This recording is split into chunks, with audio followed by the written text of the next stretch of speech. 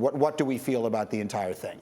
Well, conditional apologies are not apologies. Saying, I'm sorry if you were triggered, shows that you don't understand why you're in this position. You don't understand how you have hurt people, how you have specifically hurt the women that have brought forth these accusations. One thing that Adam Schefter tweeted last night that's part of this punishment, part of him coming back to the field, is the league expects him to be fully compliant with treatment, accept accountability, and understand his behavior.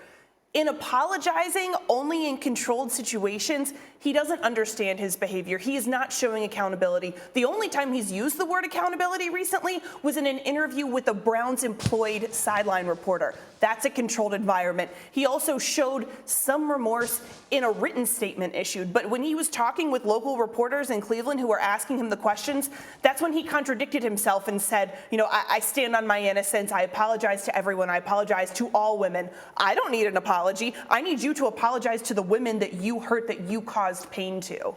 Chris Canty, how about you? Yeah, it's a bad look. The comments from Deshaun Watson were cringeworthy, but it's not just him. The comments from Jimmy Haslam yesterday, I mean, it's cringeworthy. And then the fact that the NFL pivoted from its position where they were adamant that Deshaun Watson served a year-long suspension, it's a bad look for all involved. But feelings aside about the settlement, I think the thing that we have to keep in mind is that the NFL is establishing a new precedent when it comes to discipline with the personal conduct policy pertaining to women's issues. And now, the most important thing for the NFL moving forward is the consistency and the application of this new precedent to everybody in the NFL. That means players, coaches, executives, and owners. And we've had several owners run afoul of the personal conduct policy when it comes to issues surrounding women. So Roger Goodell, if you're going to be heavy-handed with this discipline with Deshaun Watson, make sure you're heavy-handed with those owners and other people that could potentially run afoul of this policy. Sam Acho, not only did you play in the league for a great many years, but you had a leadership position with the union, so you understand some of the inner workings of that side of this as well. What's your perspective on how it all turns out?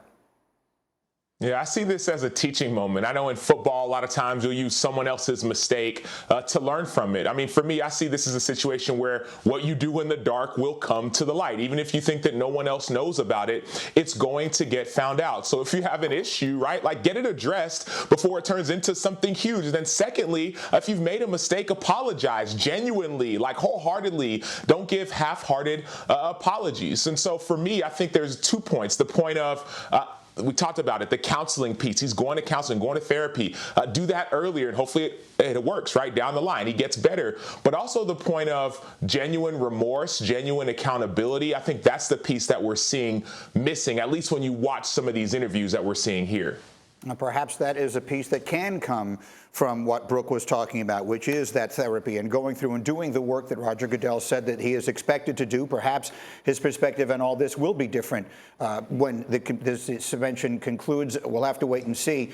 Mike T., I'll give you the final word on this piece of it here. As far as the procedural part of this, I think there are some important points to be made as well. Go ahead, Mike.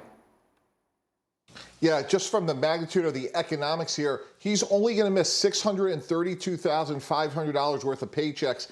And next year, his base salary goes up to $46 million. So it shows you the immense leverage he had in the marketplace going back to March, despite 24 allegations of sexual misconduct, and how far the Browns moved to make sure that they could get him.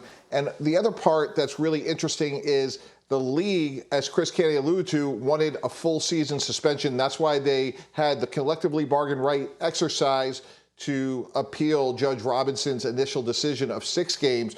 But I think what the league decided was, we'll take the certainty of 11 games because, albeit unlikely, Greeny, the NFLPA would have probably gone to federal district court, sought injunctive relief, which could have actually put Deshaun Watson on the field at the start of the season. So to avoid all those sort of legal maneuverings, the league took the certainty of a settlement with the NFLPA. Thanks for watching ESPN on YouTube. For live streaming, sports, and premium content, subscribe to ESPN+.